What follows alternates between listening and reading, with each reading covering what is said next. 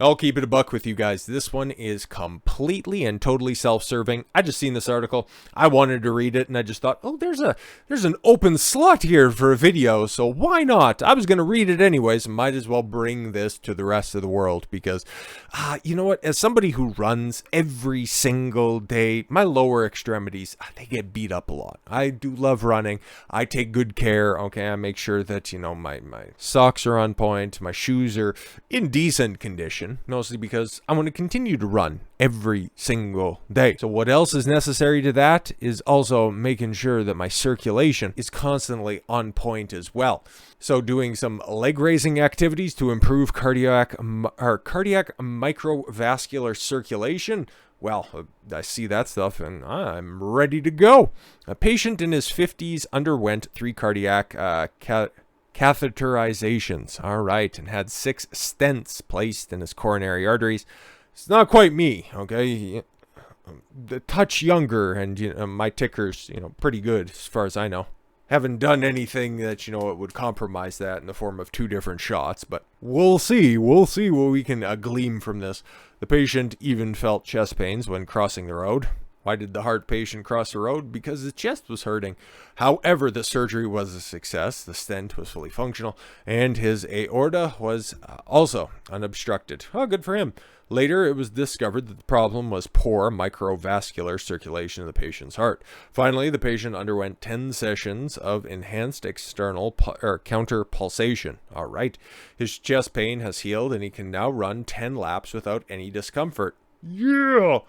EECP is a non-invasive treatment that improves blood circulation throughout the body in life. There's also simple exercises that can promote cardiovascular health as to achieve a therapeutic effect of EECP. All right then.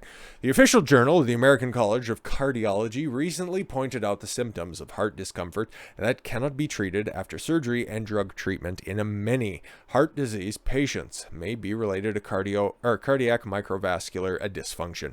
People tend to pay more attention to the coronary arteries in the treatment of cardiovascular diseases. However, the heart still has many small blood vessels, and the circulatory function was mostly neglected in the past, and it is not noticed until recent years. Lu Xinping, all right, a cardiologist and the director of the Taiwan-based Yupin Clinic, pointed out that some patients, the heart's aorta is significantly narrowed and a stent inserted in surgery is normal, but the cardiac muscle at the end does not receive sufficient blood supply due to a blockage in the small blood vessels. As a result, angina pectoris, or a poor heart function, may occur even after the treatment. Current surgeries can only treat problems with large blood vessels. For example, for patients with mitocardial, there's no T in there, just, an inferred, or if you want, a heart attack, okay? Your old ticker stops for a moment. Medical devices can only enter large blood vessels to remove thrombi, and they cannot reach small blood vessels. They be too small. Thrombolytic drugs and anticoagulants are also unable to completely dissolve the thrombi in some small blood vessels. So, EECP has 3 main mechanisms. Let's get into it. Improve blood circulation. EECP can promote blood circulation in the whole body and improve microcirculation of the heart. HFH. There you go. The attending physician of the Division of Cardiology in bunch of Chinese words. I'm sure you're great people. It's just really annoying to read all the time. Pointed out that the use of EECP can increase nitric oxide and decrease endothelium in the body for a short period of time. Nitric oxide relaxes blood vessels while endothelium constricts them. 2 changes lead to dilation of blood vessels, thus improving the circulation of small blood vessels. All right, increase angiogenesis. Likewise, just like an alternative road can be used to detour during a traffic jam, the use of EECP in patients with cardiovascular stenosis in alternative paths can be grown. This promotes the formation of collateral blood vessels. All right then. Number 3, stabilize vessel walls. The act of squeezing the blood back increases the elasticity of blood vessels. Nitric oxide increases EECP. Not only relaxes and dilates blood vessels, but also promotes the repair of vascular endothelial cells to prevent the hardening of blood vessels. Okay, so good coronary microcirculation, can improve heart disease. Okay, coronary heart disease can be helped by improving the microcirculation. Obviously, heart failure and myocarditis. All right, that one's been popping up in the news a lot lately.